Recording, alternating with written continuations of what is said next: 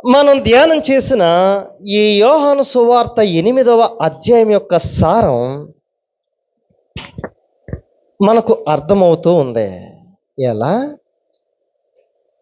ఏమన్నారు 12వ వచనంలో? యేసు ప్రభు మరలా ఇలా, నేను లోకమునకు వెలుగును, నన్ను వెంబడించువాడు చీకటిలో నడువక జీవపు వెలుగు కలిగి ఉండునని వారితో చెప్పను. యేసు ప్రభువారు అంటున్నారు, నేను లోకమునకు వెలుగును. ఈ వెలుగై ఉన్న దేవుడు తనతో ఉన్నవారు వెలగాలి, వారు కూడా వెలుగుగా మారాలి అన్న ఉద్దేశంతో వెలిగించడానికి ఇష్టపడుతున్నాడు. ఎందుకు వెలిగించబడాలి? మనము ఎందుకు వెలిగించబడాలి? మీరు ఎప్పుడైనా గమనించారా? ఒక కొవ్వొత్తి వెలిగించినప్పుడు ఆ కొవ్వొత్తి ఆరిపోతూ ఉంటుంది. చాలా దగ్గర పడింది, మన దగ్గర ఇక అగ్గిపెట్టే మరొకటి లేదు. మనం ఏం చేస్తాం? అప్పుడు ఏం చేస్తాం? మన దగ్గర కొవ్వొత్తులు ఉన్నాయి, కానీ వెలిగింది ఒకటే, అది చివరికి వచ్చింది, మరికొద్ది సెకండ్స్లో ఆరిపోబోతుంది. ఇప్పుడు ఏం చేస్తాం? వెంటనే ఇంకో కొవ్వొత్తి ఎక్కడుందో తీసుకొని వచ్చి వెంటనే ఆ నిప్పుని ఈ నిప్పుతో తగిలించి వెలిగిస్తాం. అప్పుడు ఏమవుతుంది? ధైర్యంగా ఉంటారు, చీకటి లేకుండా వెలుతుగా ఉంటారు. మన దీపము వెలుగుతూ ఉండాలి, అది ఆరిపోకుండా చూడాలి. అందుకే దేవుడు ఇలా రాయించాడు. చూడండి ఒక్కసారి, మనము వెలుగుతున్న వారమా ఆరిపోతున్న వారమా? యోహాను సువార్త 12వ అధ్యాయం 35-36 వచనాలను ఒకసారి చదువుదాం. వెలుగు సంబంధులు అన్న పదం దగ్గర కింద ఫుట్ నోట్లో మాట ఉంది చూడండి. వెలుగు కుమారులగునట్లు నేను మొదటిగా మీతో చెప్పాను. ఏమని? ఈ యోహాను సువార్త ధ్యానాలు 63వ భాగం యొక్క విశిష్టత ఏంటి అంటే, వెలుగుతున్న మనము, వెలిగించడానికి నియమించిన నియమాలతో ఉన్న మనము అసలు ఎందుకు వెలిగించాడు దేవుడు? ఎందుకు నియమాలు ఇచ్చాడు అంటే కారణం ఒకటి కనబడింది. ఆయన నేను మిమ్మలను పిల్లలుగా చేసుకున్నాను అని మాట్లాడాడు. ఆయన మనలను కుమారులుగా చేసుకున్నాడు. ఇక్కడ చెబుతున్న మాట ఏంటి? వెలుగు కుమారులుగా మీరు ఉండాలని ఏం చేయాలంట? వెలుగు మన మధ్య ఉండగానే వెలుగులో నడవాలి, వెలిగించబడాలి. ఏం జరుగుతుంది? ఆయన ఇంకా కొంతకాలము వెలుగు మీ మధ్య ఉంటుంది, తరువాత మరి ఏం చేయాలి? మనము వెలిగించబడాలి, ఇంకొకరిని వెలిగిస్తూ ఉండాలి. స్నేహితులారా, వాస్తవమైన మాట, దేవుని మా వాక్యము చెబుతున్న మాట, మరికొద్ది రోజుల్లో, మరికొద్ది సంవత్సరాల్లో ఈ చేత పట్టుకున్న ఈ బైబిల్ గ్రంథం ఉండదు. ఆయన మాట కరువయ్యే సమయం రాబోతుంది. ఆయన మాట కనుమరుగయ్యే పరిస్థితి రాబోతుంది. ఏర్పరచబడిన వారిని సహితం మోసగించబడే రోజులు రాబోతున్నాయి. దేవుడు ఆ గురుగులను, గోధుమలను వేరు చేయబోయే రోజు రాబోతుంది. గొర్రెల మందలో నుండి మేకలను వేరు చేయబోయే సమయం రాబోతుంది. నీవు నిజమైన క్రైస్తవుడిగా వెలిగించబడ్డావా? నీ వెలుగు అనేకులకు వెలుగునిస్తూ మార్గమిస్తుంది. ఆ మార్గము సరాసరి ప్రభు సన్నిధికి నడిపిస్తుంది. వెలుగుతున్న మనము ఇంకా సమయం ఉందిలే, వెలుగుదాములే, ఇంకా సమయం ఉందిలే, చూద్దాములే, ఇంకా సమయం ఉందిలే, అప్పుడేనా, ఇప్పుడు కాక ఇంకెప్పుడు? దేవుని సన్నిధికి రావడానికి ఇప్పుడు కాక ఇంకెప్పుడు? రక్షణ భాగ్యం తీసుకోవడానికి ఇప్పుడు కాక ఇంకెప్పుడు? ఆయన వెలుగు వెలిగించుకోవడానికి సమయం ఇక లేదు మిత్రమా. ఆయన వెలిగించినప్పుడే మనము వెలిగించబడాలి. అదే మనకు క్షేమము, మనకు నిత్య మార్గానికి కూడా ఆ మార్గదర్శకము. ఆయన వెలుగుతున్నప్పుడే వెలిగించబడాలి. మరికొద్ది రోజుల్లో వెలుగుదామన్నా వెలుగు దొరకని పరిస్థితి. వెలిగించబడదామన్నా వెలగలేని జీవితాలు మనవి అయిపోతాయి. అప్పుడు మనకు ఏమి ఉండదు. ఏమంటున్నారు? చీకటి మిమ్మును కమ్ము కొనకుండున్నట్లు. చీకటి మనలను కమ్ముకోవడానికి సిద్ధమవుతుంది. చీకటి మనలను ఆవరించడానికి పక్కనే కాసుకొని కూర్చుంది. దేవుని వెలుతురు ఉండగానే మనము సరి అయిన మార్గములో పడాలి. చూద్దాములే, పిల్లలు పెళ్ళిళ్ళయ్యాక చూద్దాములే, కొడుకులకు ఉద్యోగాలు వచ్చాక చూద్దాములే, లేదు. ఏమండి, నీవు వెలుగుతాను వెలుగుతాను వెలుగుతాను అని అంతారిపోయిన తరువాత వెలుగుదామంటే ఎలా?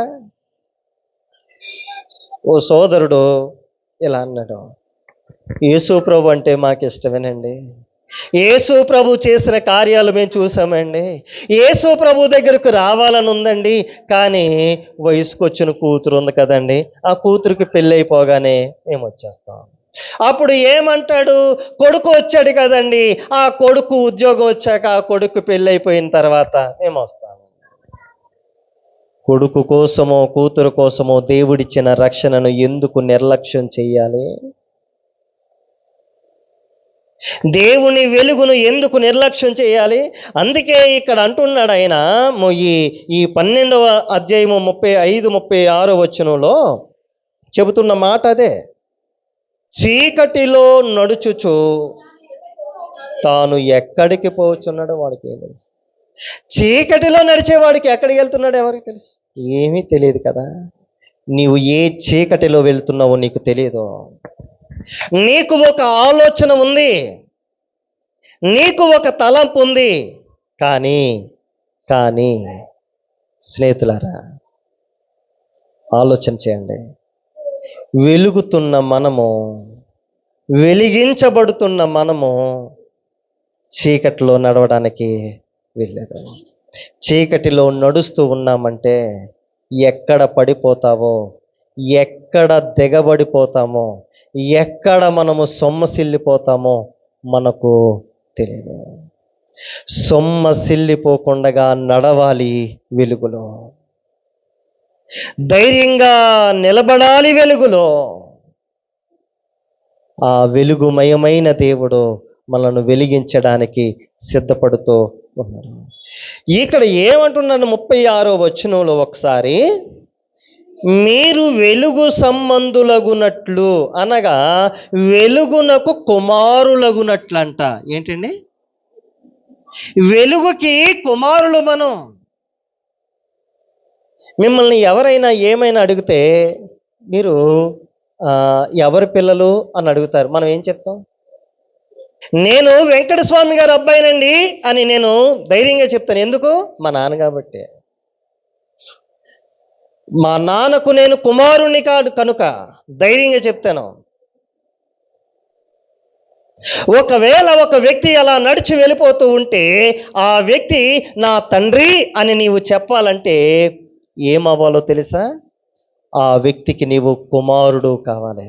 ఒకవేళ నిన్ను కనకపోయిన కుమారుడు ఎలాగవుతాడు? ఆ వ్యక్తి నిన్ను దత్తత తీసుకోవాలి.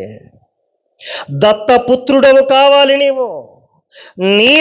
నేను లోక సంబంధిగా, అపవాది సంబంధిగా ఉన్న నిన్ను, నన్ను ఆయన తన వెల చెల్లించి రక్తాన్ని ధారపోసి నిన్ను నన్ను దత్తపుత్రునిగా మార్చుకున్నాడు. ఇప్పుడు మనం ఏమయ్యామో తెలుసా? వెలుగై ఉన్న తండ్రికి వెలుగుతున్న కుమారులము. స్తోత్రం కలుగునుగాక. వెలుగునకు కుమారులము, కుమార్తెలము మనము. నీకు నాకు ఒక హోదా ఇవ్వబడింది. కుమారుడు వెలుగే కుమారుడు, చీకటి కుమారుడు కాదు. ఇప్పుడు అడుగుతున్నాను, చెప్పండి, వెలుగులో చీకటి ఇమిడి ఉండగలదా? చెప్పాలి అందరూ కూడా. వెలుగులో చీకటి ఓ మూలన దాక్కునుంటదా?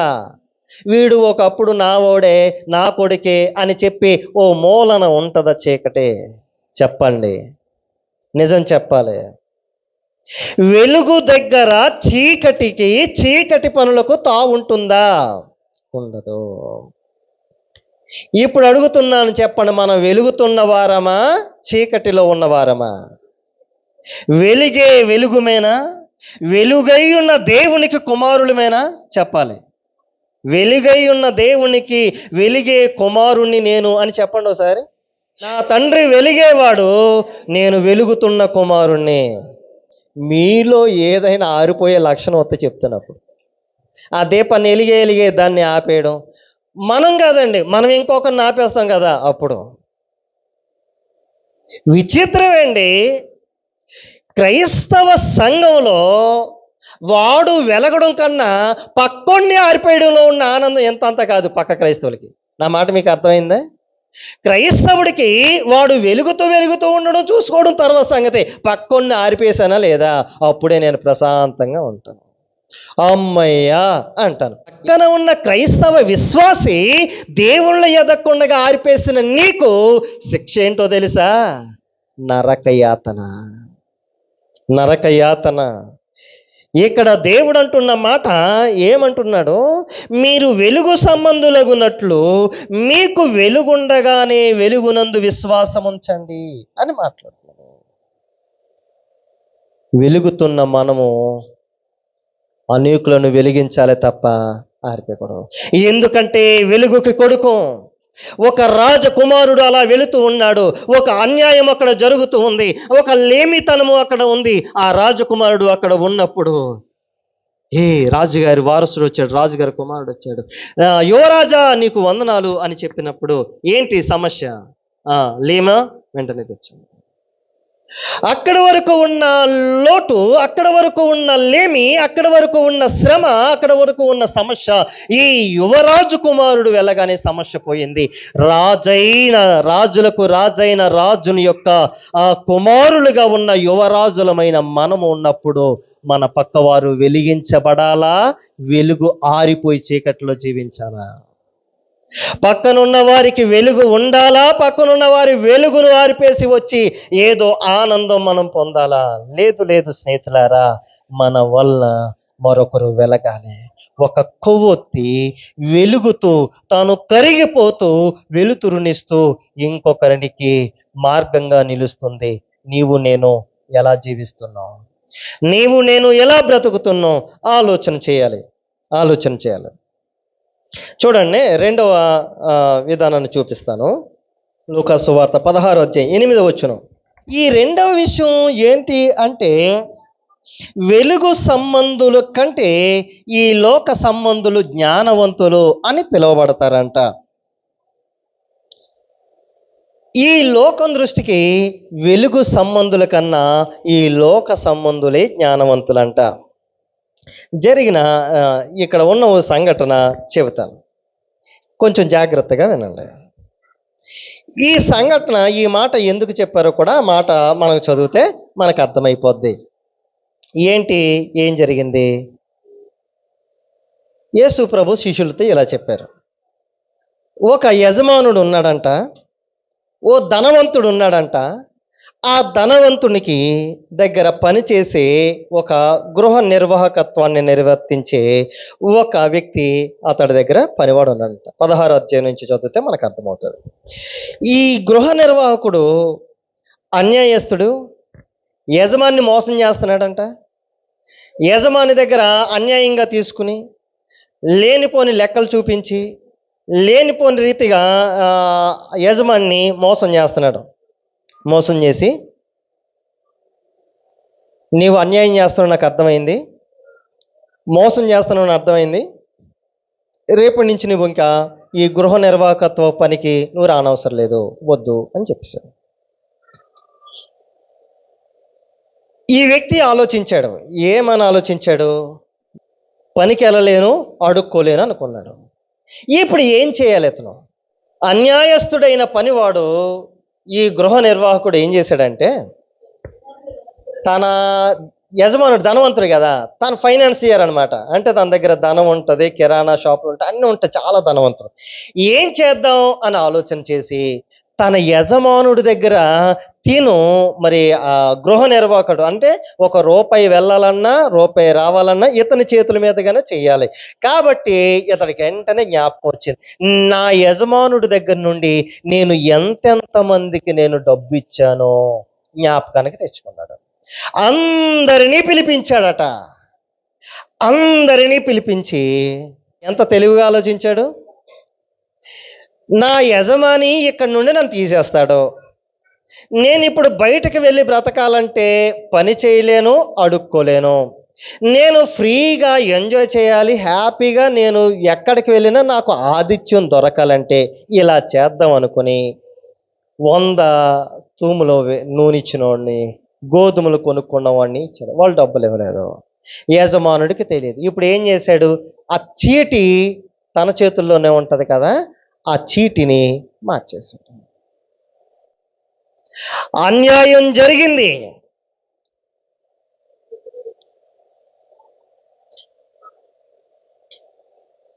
స్నేహితులారా, ఈ పాఠం మనకేమి నేర్పిస్తుంది? ఆ సంఘటన ఏం నేర్పిస్తుంది? నీవు నీ యజమానుని పాడు చేసావు, నీవు అన్యాయం చేసావు, నీ యజమానుడు నీ దగ్గర నుండి పంపించేస్తే నీ యజమానునికి మరింత కీడు చేయాలనుకున్నావు. ఆలోచించుకున్నాడంట యజమానుడు, ఏంటి ఎంత దారుణంగా ఉన్నాడు. వెలుగు సంబంధులు ఇలాంటి అన్యాయ పనులు చేయరే? అదే అంటున్నాడు ఆయన. ఏమంటున్నారు చూడండి, 16వ అధ్యాయము 8వ వచనం. పోతున్నాడట. ఏం బుర్ర అనేది,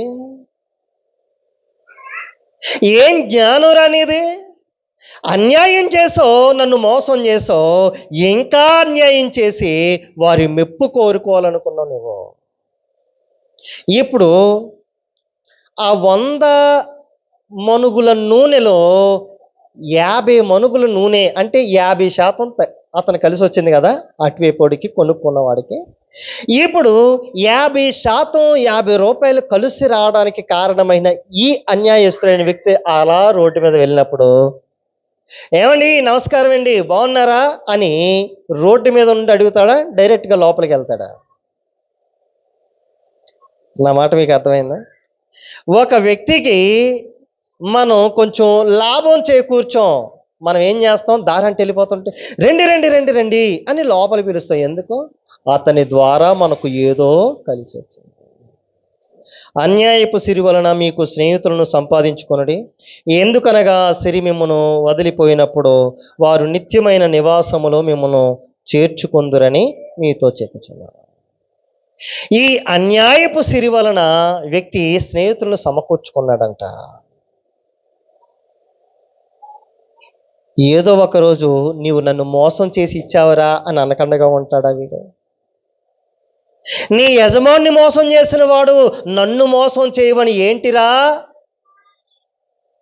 అని అండు. జాగ్రత్త. వెలుగు సంబంధులు ఈ లోకస్తుల దృష్టికి వెర్రివానిగానే ఉంటారు. ఈ వెలుగు సంబంధుల కంటే, అంటే వెలిగే కుమారుల కంటే లోకం యుక్తిగా ఉంటుంది.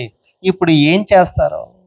నీ నమ్మకత్వాన్ని, వెలుగు సంబంధులుగా ఉన్న నీ నమ్మకత్వాన్ని, యథార్థంగా ఉన్న నీ నమ్మకత్వాన్ని, యథార్థంగా నీవు పని చేస్తున్న చోట, యథార్థంగా జీవిస్తున్న ఉద్యోగంలోనో, పని చేస్తున్నలోనో, వ్యాపారంలోనో చుట్టూ చూస్తున్న వారు అన్యాయంగా వారు మేడల మీద మేడలు కడుతుంటే నీకేమనిపిస్తుంది? అరే, నేనింత నమ్మకంగా ఉన్నాను, నేనింత సంతోషంగా లేనే, నేను ఇంత యథార్థంగా ఉన్నాను, నేను ఇంత సంతోషంగా లేను, నేను ఇంత నమ్మకంగా ఉన్నాను, బాధను అనుభవిస్తున్నాను, వారేంటి అన్యాయం చేసిన అలా ఉన్నారు, మోసం చేసిన అలా ఉన్నారు వాళ్ళు? వెలుగు సంబంధులు ఈ లోకం దృష్టిలో వెరివారిగానే ఉంటారు. భయపడకు. దేవుడు ఏమంటున్నాడంటే, నీవు కొద్దిలో నీవు నమ్మకంగా ఉండు, నీవు కొద్దిలో నీవు నమ్మకంగా ఉండు, ధనము విషయంలో నమ్మకంగా ఉండు, నీవు వెలుగు సంబంధిగా జీవిస్తావు. అదే కదా అంటున్నాడు ఆయన 10వ వచనం. మిక్కిలి కొంచెములో నమ్మకంగా ఉండువాడు ఎక్కువలోనూ నమ్మకంగా ఉండును, మిక్కిలి కొంచెములో అన్యాయంగా ఉండువాడు ఎక్కువలోనూ అన్యాయంగా ఉంటాడు. దేవుడు నీకు 10,000 జీతం ఇస్తున్నాడు, ఆ 10,000లో నమ్మకంగా ఉండగలుగుతున్నావా? దేవుడు నీకు ఒక 20,000 జీతం ఇస్తున్నాడు, ఆ జీతం విషయంలో నమ్మకంగా ఉంటావా? దేవుడు నీకు 10 లక్షల జీతం ఇస్తున్నాడు, ఆ 10 లక్షల దాంట్లో నమ్మకంగా ఉంటావా?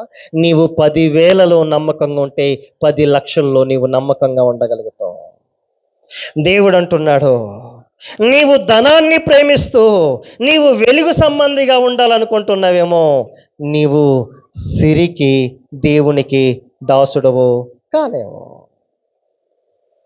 నీవు ధనాన్ని నేను కవర్ చేస్తాను, నేను దేవుణ్ణి కవర్ చేస్తానంటే కుదరదు, కుదరదు. ధనం విషయంలో మనం చాలా జాగ్రత్తగా ఉండాలి. ప్రియమైన సంగమా స్నేహితులారా, మనము ఎలా ఉన్నాం? మనం వెలుగు సంబంధులమేనా? వెలుగు సంబంధులుగా ఉంటే, వెలిగే కుమారులుగా ఉంటే ధనము విషయంలో జాగ్రత్తగా ఉంటాం. ఈ లోకములో ఉన్నవారు మోసం చేసినట్టుగా మనం మోసాలకు పాల్పడం, ఈ లోకంలో ఉన్నవారు అన్యాయాలు చేసినట్టుగా మనం అన్యాయాలు చేయం. మనం ప్రత్యేకించబడిన వారిగా ఉంటాం. దేవుడు అంటాడు, నమ్మకమైన మంచి దాసుడా, బలా నమ్మకమైన మంచి దాసుడా, ఇంత కొంచెములో నీవు నమ్మకంగా ఉన్నావు కనుక నీకు అధికములోను నీవు నమ్మకంగా ఉంటావు. మనం నమ్మకస్తులుగా మనం మారాలి. దేవుడు నీకు అనుగ్రహించిన ఈ తలాంతుల విషయంలో నీవు నమ్మకంగా ఉండాలి. అప్పుడే నీవు సంతోషంగా దేవుని ముందు ధైర్యంగా నిలబడగలుగుతావు అని చెప్పడంలో ఎలాంటి సందేహం లేదు. నీ గృహ నిర్వాహకత్వపు పని, దేవుడు నిన్ను నియమించి నీకు అనుగ్రహించిన పని, నీకు అనుగ్రహించిన పని ఒక భార్యగానా అయితే ఆ పనిలో నమ్మకంగా ఉండు. దేవుడు నీకు అప్పగించిన పని ఓ భర్తగానా ఆ పనిలో నమ్మకంగా ఉండు. దేవుడు నీకు అప్పగించిన పని ఒక కుమారునిగానా ఆ పనిలో నమ్మకంగా ఉండు. దేవుడు నీకు అప్పగించిన బాధ్యత కొంతమంది మీద అధికారిగా, కొంతమంది మీద నీవు నాయకునిగా ఉన్నావా, ఆ పనిలో నమ్మకంగా న్యాయంగా ఉండు. నీవు దీవించబడతావు, ఆశీర్వదించబడతావు అని చెప్పడంలో ఎలాంటి సందేహం లేదు. ప్రియమైన స్నేహితులారా, చివరిలో ఇంకొక మాట చెప్తాను. మొదటిది ఏమిటి? మనము వెలుగు సంబంధులము గనుక వెలుగు ఉండగానే మనము నడవాలి, వెలుగు కుమారులుగా మనము జీవించాలి. రెండవదిగా, వెలుగుతున్న కుమారులు అంటే వెలుగై ఉన్న కుమారులు ఎంత కొంచెంలో నమ్మకంగా ఉంటే అంతగా దేవుడు మనలను హెచ్చిస్తాడు అని చెప్పడంలో ఎలాంటి సందేహం లేదు.